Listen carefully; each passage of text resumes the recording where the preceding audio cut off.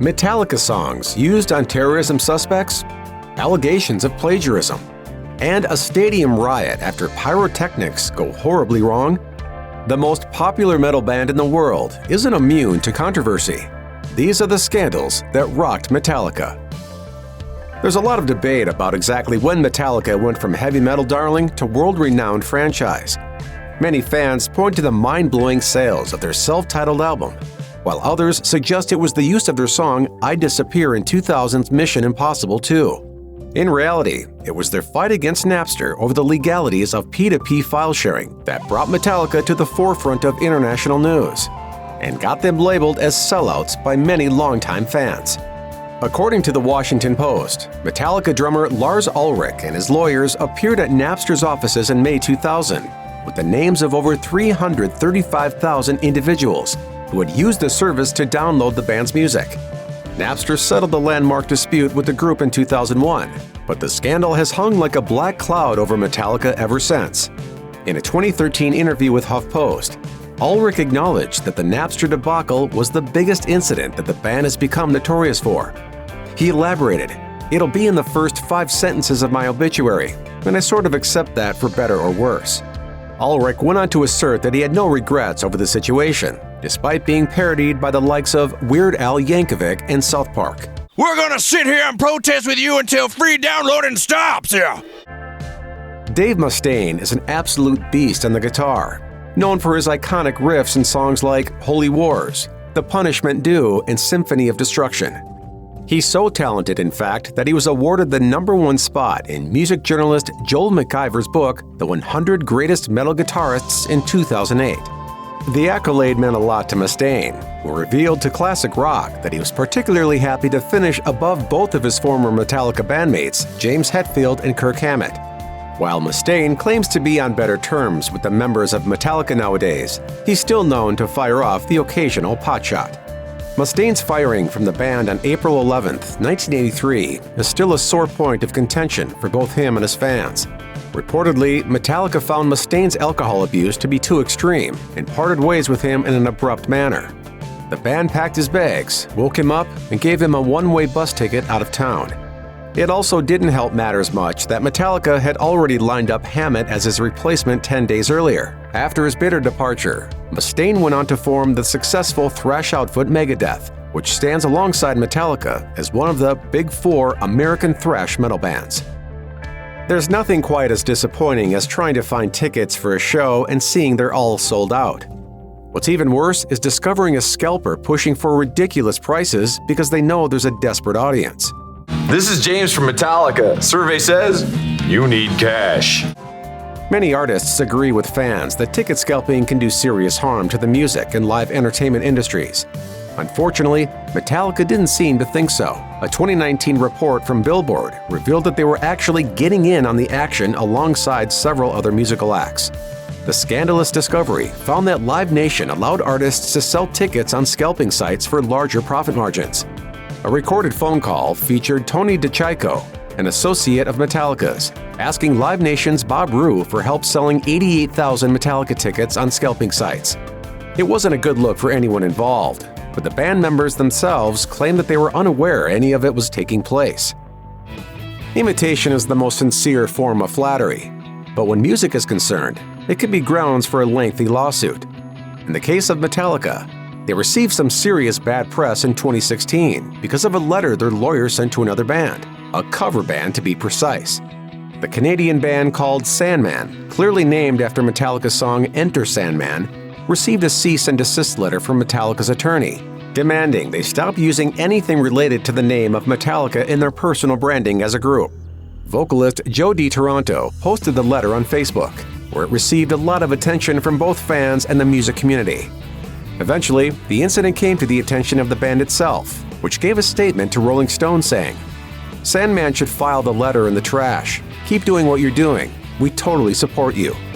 Metallica also hinted in their statement that the lawyer who'd sent the letter in question had since been fired.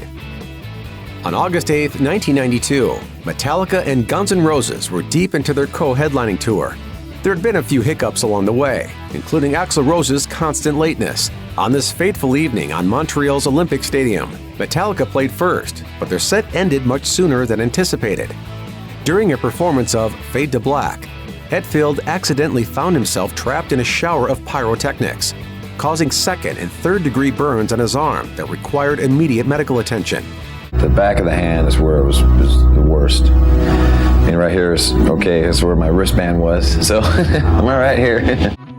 Instead of Guns N' Roses doing Metallica and the audience a solid by playing a longer set, the band showed up late on stage, and Rose cut short his band's performance after less than an hour due to alleged voice issues. This apparently incensed the audience, per the New York Times, as many of the 53,000 fans rioted and rampaged, causing significant damage to the venue. Needless to say, this isn't a moment that's fondly remembered in either band's careers. Metallica has never been afraid to cite their influences. Their album, consisting entirely of cover songs called Garage Inc., is solid proof. The band proudly salutes those who have had a helping hand in shaping their sound, with inspirations ranging from Black Sabbath to Queen. However, there was one incident in the early 90s where a Californian thrash band called Excel noticed that the hook in Enter Sandman sounded eerily similar to the one in their 1989 track Tapping Into the Emotional Void. Excel decided to not drag the matter in front of the courts at the time, though. Excel's manager Jane Hoffman told the LA Times, "A lawsuit unfortunately sucks everything else out of your life. Every day you're dealing with it. Instead of dealing with positives, you're dealing with negatives, and nothing is proceeding." Metallica's co-manager, Cliff Bernstein, admitted that he was aware of Excel as a musical outfit, but claimed that he never heard the song in question. The 1986 passing of Metallica's original bassist, Cliff Burton, in a tragic bus accident devastated the other members of the band. While Burton has never been forgotten by his bandmates, the show had to go on, and a replacement was sorely needed. Metallica auditioned over 40 bassists before settling on Jason Newsted. Newsted's run with the band was a solid one, as he served as part of the fearsome quartet for 15 years before finally departing in 2001. Newsted left Metallica after feeling frustrated over his lack of creative input, and also to recover from neck and back injuries he'd sustained. Lars Ulrich admitted in an interview with Apple Music that Metallica didn't handle his exit well, saying, "Jason is the only member of Metallica who has ever left willingly, and that in itself is a statistic. And the resentment from James and I was just so, you can't do that. You can only leave if we want you to leave. And then we weren't equipped at the time to do a deep dive into why he was leaving." While there was animosity between the parties for quite a while, it was all resolved by the time Metallica, Newsted included, was inducted into the Rock and Roll Hall of Fame. Newsted told Rolling Stone about receiving the call about the induction. "I talked to Lars and it's all good. I was happy to hear from him. I hadn't talked to him for a long time, so it was nice to hear his voice." It can be tough being a musician.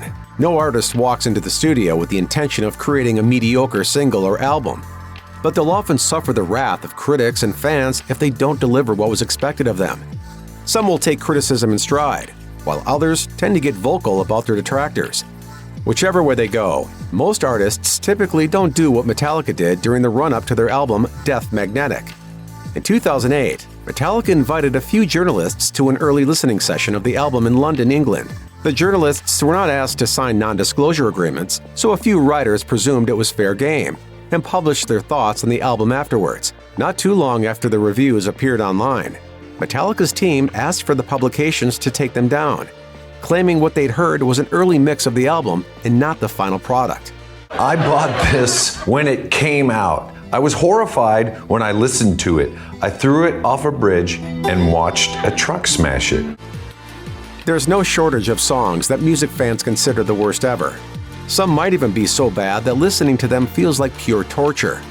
And it turns out that's exactly what the military did when it wanted to break down prisoners during the War on Terror, as it pumped up the volume and let the music do the job. While some of us might have expected something truly grating like Crazy Frog or Tiny Tim to be blaring over the speakers, it was often Metallica's Enter Sandman being blasted at Guantanamo Bay and another detention camp at the border of Iraq and Syria. After being informed that his band's music was the torture device of choice, Hetfield joked, "We've been punishing our parents, our wives, our loved ones with this music forever. Why should the Iraqis be any different?" However, it does seem like Metallica wasn't too ecstatic with all the publicity the situation brought them. Navy SEAL Robert O'Neill told Esquire that the band specifically requested for the military to stop using their music in this way. After Saint Anger failed to capture the critics' thumbs up and the fans' cash, Metallica took some time out to plan their next effort, 5 years to be exact. Without a shadow of a doubt, 2008's Death Magnetic was better received than its predecessor.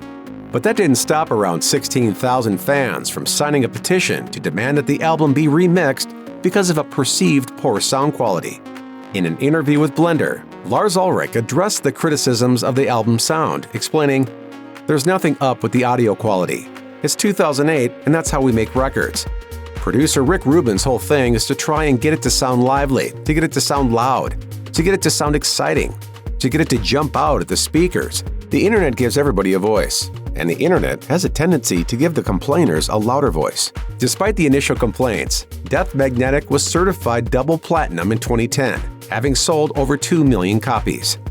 How do you do it, man? I play, man. I play. How do you make a metalhead angry? Just cut their hair. While it might sound like a cheesy joke, ask Metallica and they'll tell you it's true.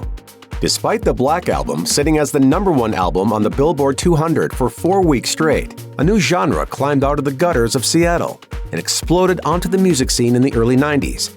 Grunge music brought with it a new sound and aesthetic. Gone were the long hair and sleeveless band shirts of the past, making way for musicians who often had shorter hairstyles and an unhealthy obsession with plaid. In the lead up to 1996's Load, Metallica underwent a grunge-approved makeover.